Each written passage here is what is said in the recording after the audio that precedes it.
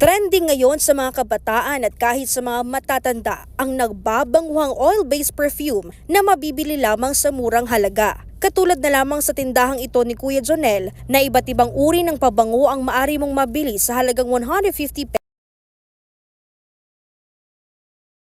Mga signature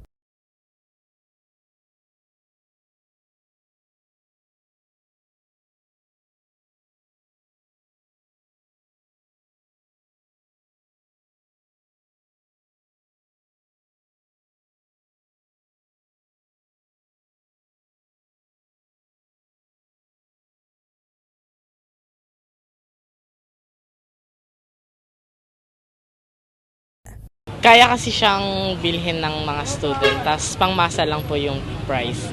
ang magkasintahan ngang ito ay kinukonsidera na ring bumili ng oil-based perfume na ireregalo nila sa isa't isa. Po kasi yung original na pabango, tsaka parang kahit dupe lang po siya, di mo po makahalata kasi po talagang mabango. Tsaka antipid din po kasi oil-based, parang onting spray lang, maglo-long last na.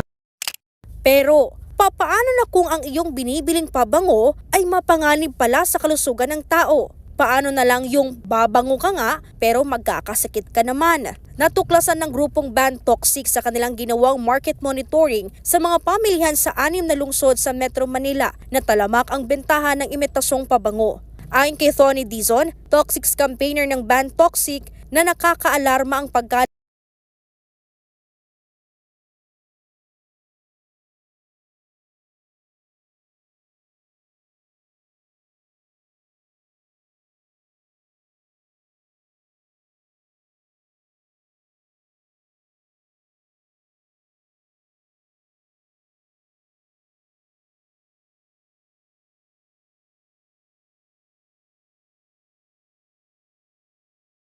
hinggil dito pero wala pa itong tugon sa ngayon.